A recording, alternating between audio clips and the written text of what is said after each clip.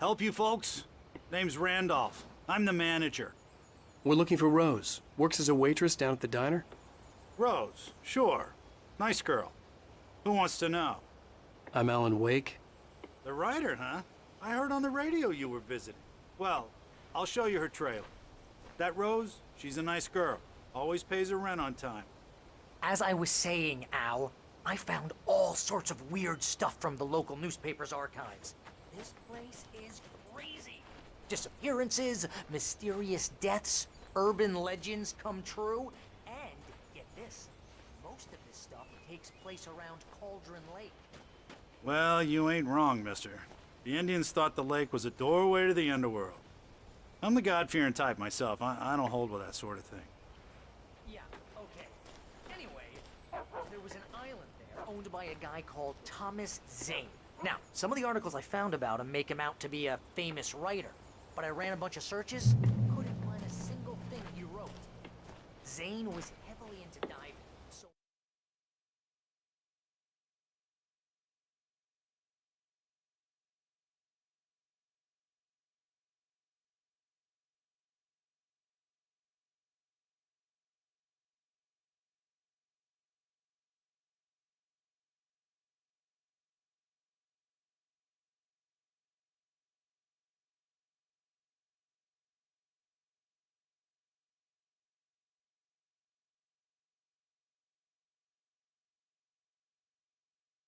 so that the place came to be called Diver's Isle. But the volcano under the lake erupted in 1970, and Zane went down with the island.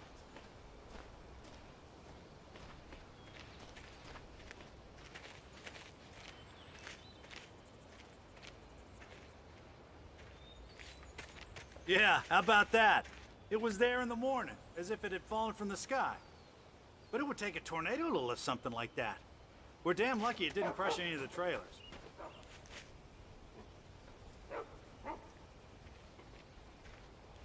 Come on, mister. I'll take you to Rose's trailer.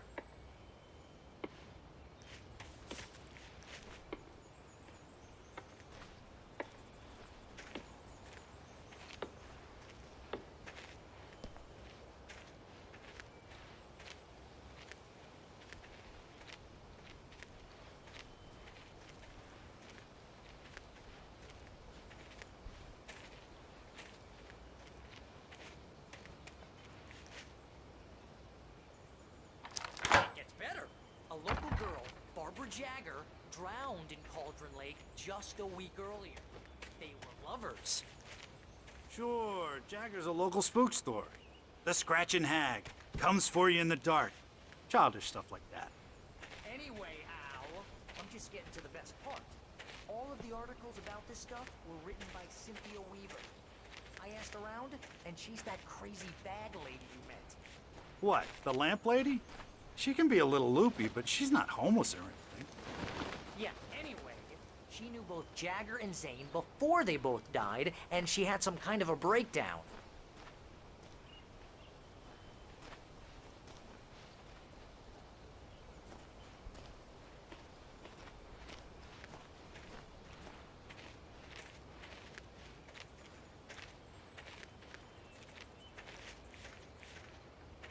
Well, mister, this here's Rose's trailer. You mind me asking what you want with her? We're just here to talk to her, pal.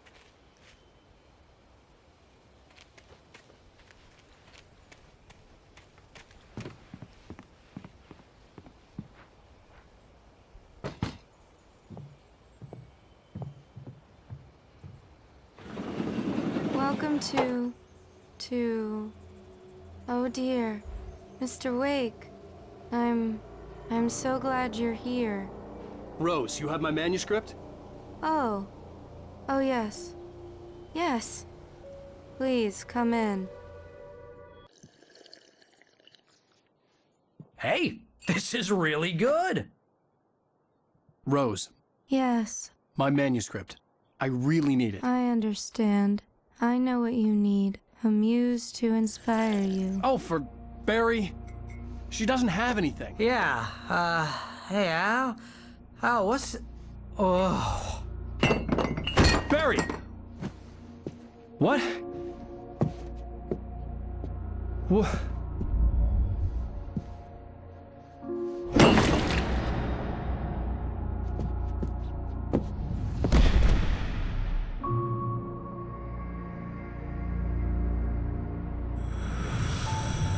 It's coming for you, hiding in my barber's skin.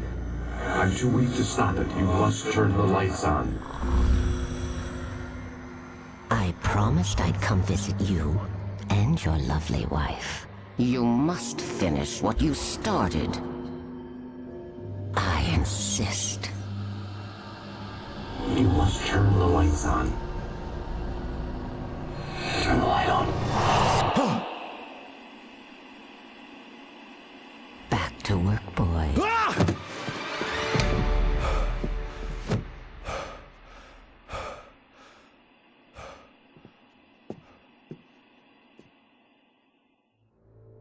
I felt nauseous, hungover. Only anger kept me going. I can't tell reality from dream anymore, but it seems I have an imaginary editor to help me. She's an old woman in a funeral dress. I call her Barbara Jacker. She's very strict. I'm writing faster and faster. My manuscript is being heavily revised. The edits are getting very aggressive, and each day there's less of me and more of her. I hate it, but I know she's right. She promises me I can save Alice this way. She knows more of this than I do. About the complex incantation I'm attempting. About this place. She's worked with another writer under similar circumstances, Thomas Zane. The genre of the story seems to be... Rose took a day from me. I had less than 12 hours left to meet the kidnapper.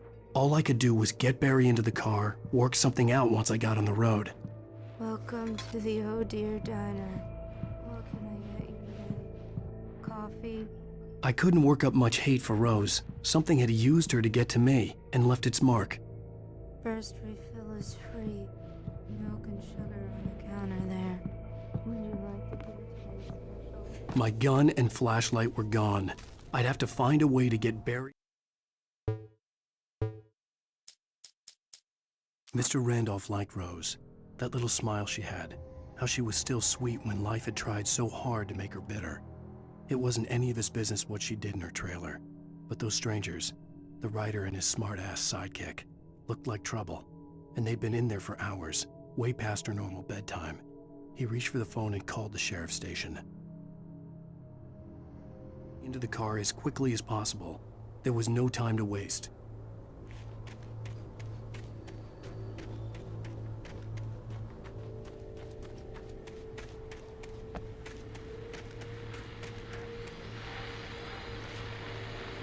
I just stepped outside to catch a breath of fresh air. Let me tell you, the weather's getting heavy. Nights like this make me especially glad I'm here.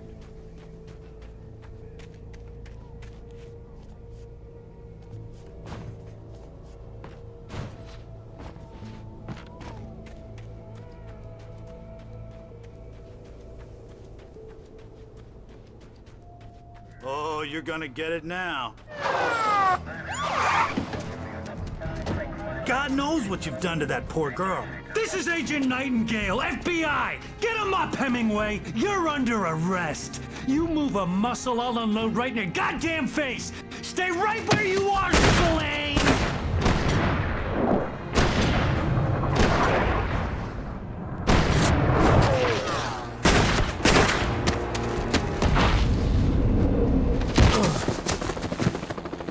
What are? I'm standing right here, you goddamn maniac!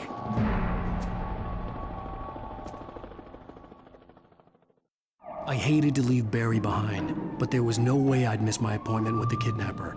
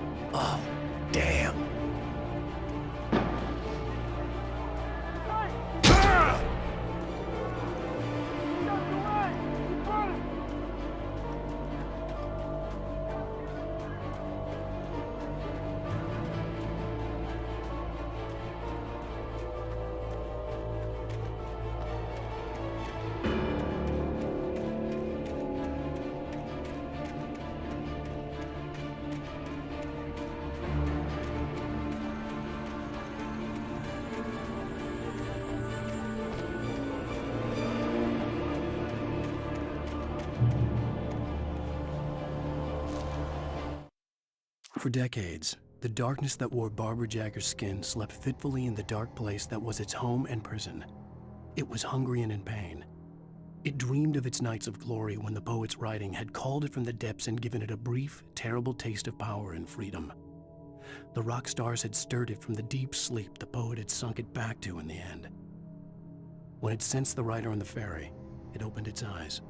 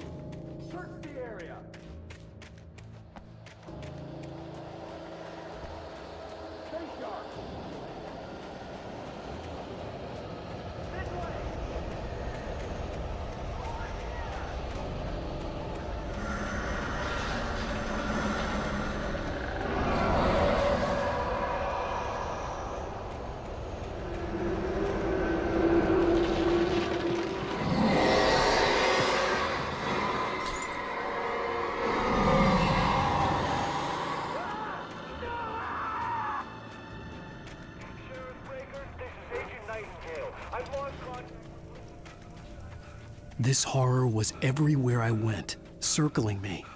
The cops didn't stand a chance. They were after a writer, not a monster.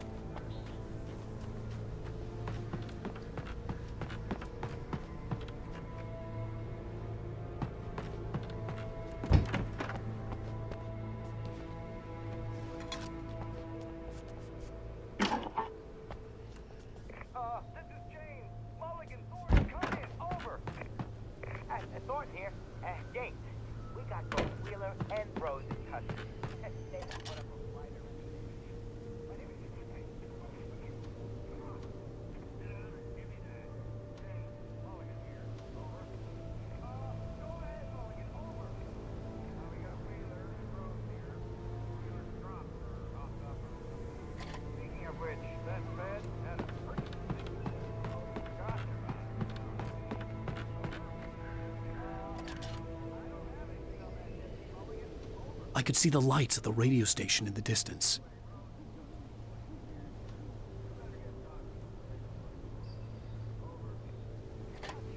You better get them here quickly. The Fed's gonna want to interview Wheeler, over. Looks like they have a lot in common.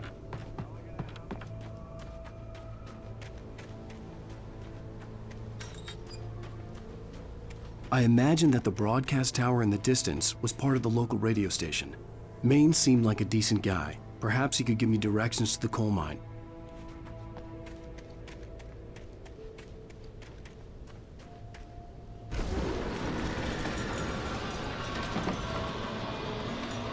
Unnatural shadows clung to the gate. The darkness that was after me was trying to stop me. I wouldn't get through without a light.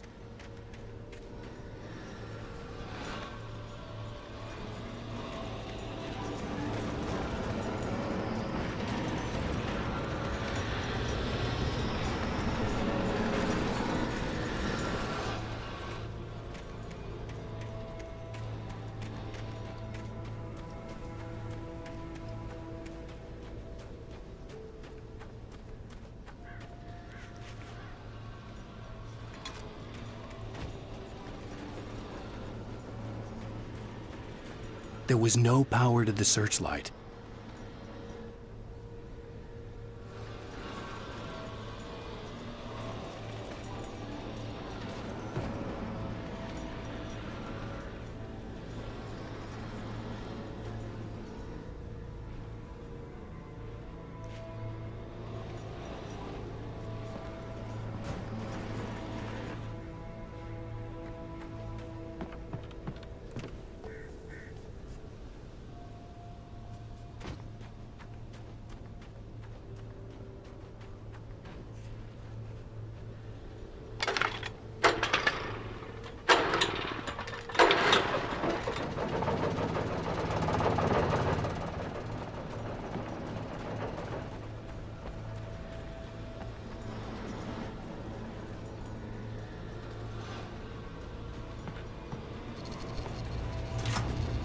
The old generator conked out.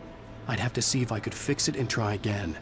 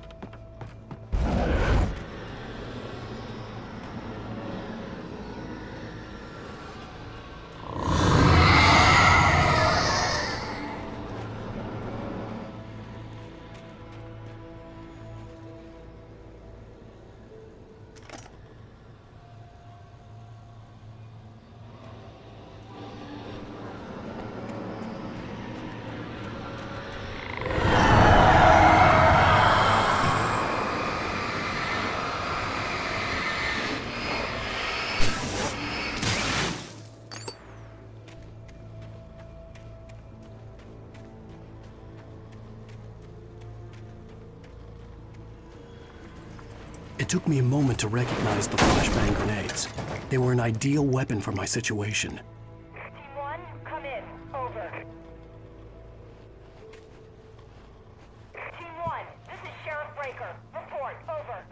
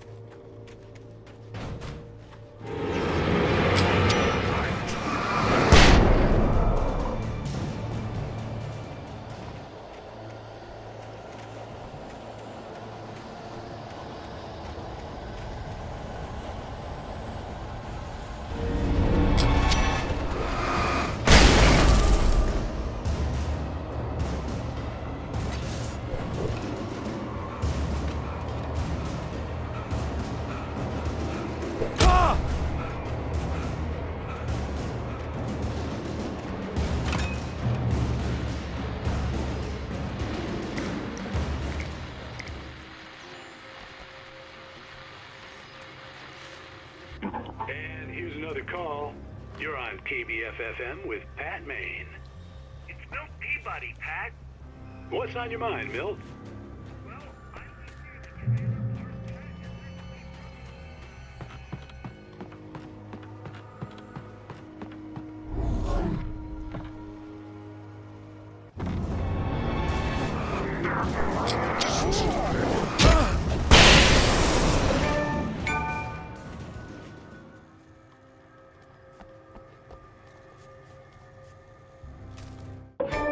Touched by the dark presence, Rose was lost in a dreamland where everything was drawn in black and gray crayons. The old lady had promised her that all her wishes would come true. She would be Alan Wake's muse. She was smiling so hard it hurt her face. She crushed a bottle full of sleeping pills into the coffee. Deep down inside, she was screaming in terror.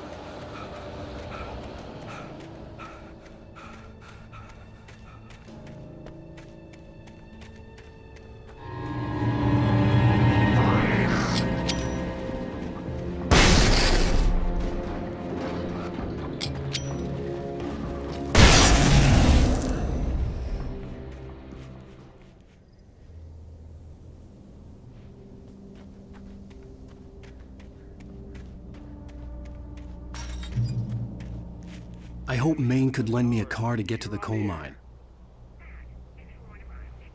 Well, why, hello, Lorna. What do you have for us?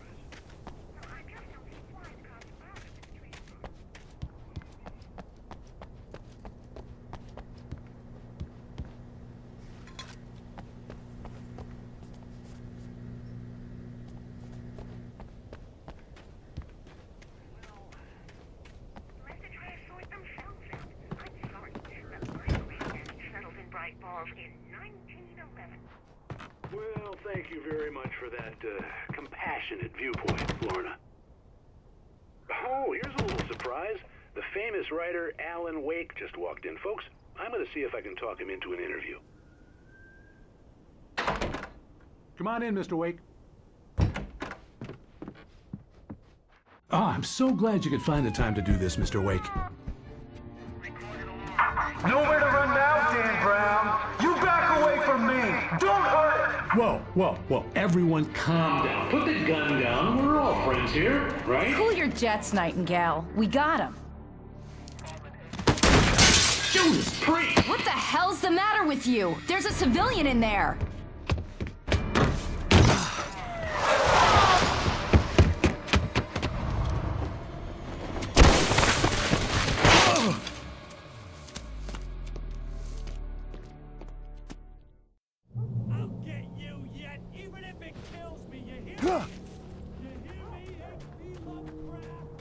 I had fallen off so many cliffs it was ridiculous. That's what you get for naming a book The Sudden Stop. It was probably good I hadn't had the chance to tell Maine where I was going. I'd have to lose the cops and find my own way to the mine. Nightingale stared through the broken studio window into the dark woods. He turned around, started to walk out, but Maine grabbed his arm. "Young man, you almost shot me. You don't shoot off rounds at people like that. What's the matter with you?" Nightingale shook his arm free, marched out. His cheeks burned with rage and humiliation.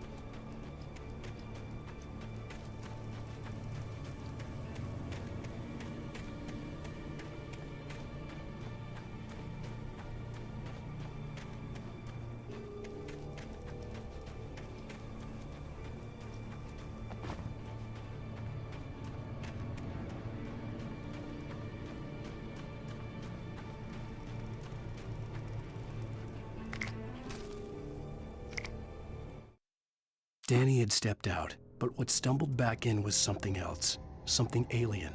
A monster. Walter tried to kill it, first with his fists, then a chair. It wouldn't die. Instead, it kept coming, unaffected by the beating it had taken. After Walter managed to kick it down the cellar stairs, fear took over. He ran, got behind the wheel, gunned the engine.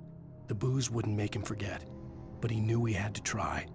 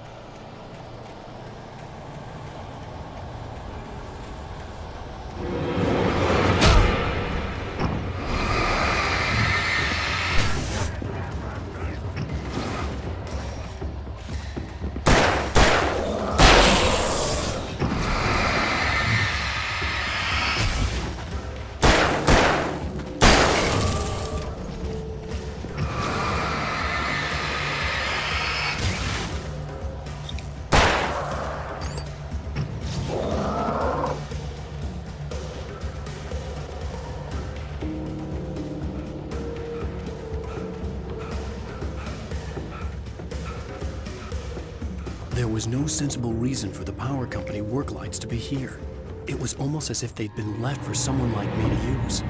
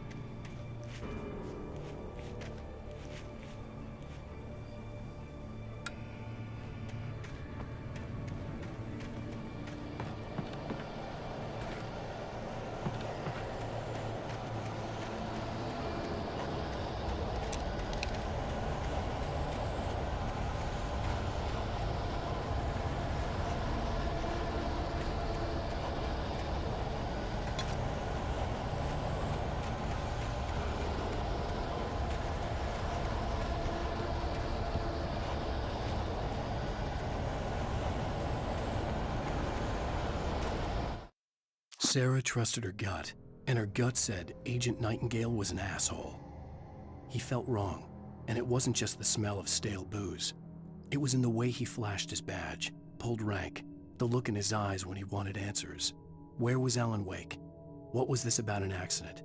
Where was his wife? And most importantly, why did she let Wake go? He wouldn't answer her questions. Federal business was all he'd say.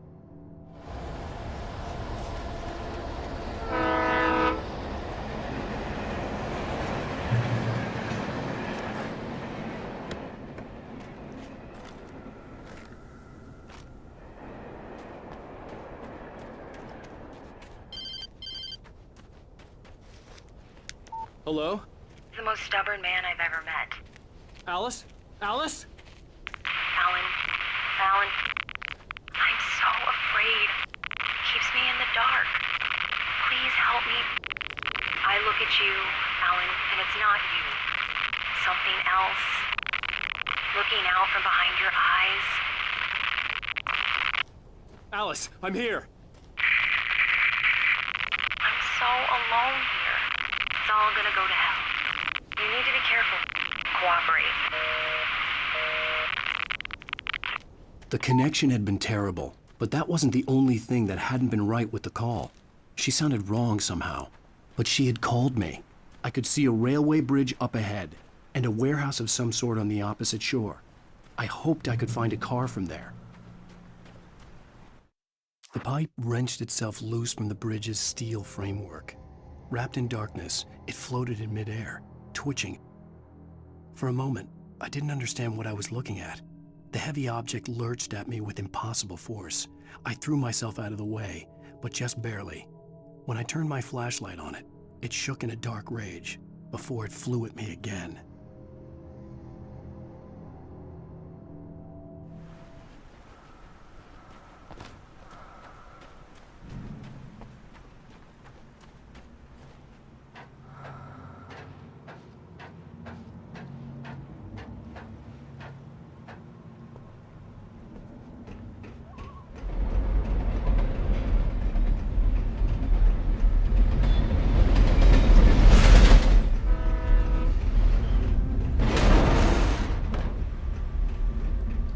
The darkness that was pursuing me was growing stronger, and it was taking over everything in its path. What the hell?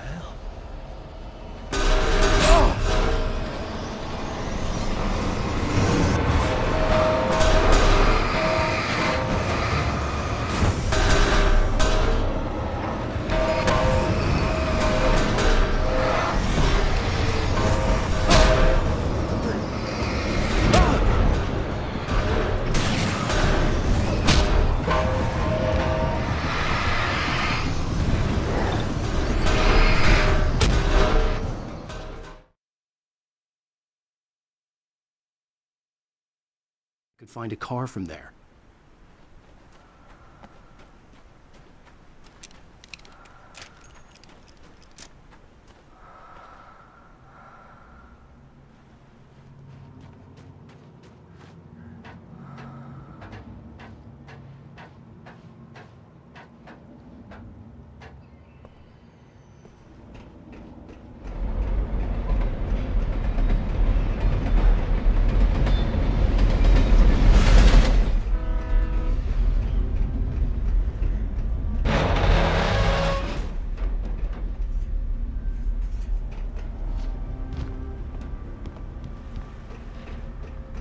The darkness that was pursuing me was growing stronger, and it was taking over everything in its path.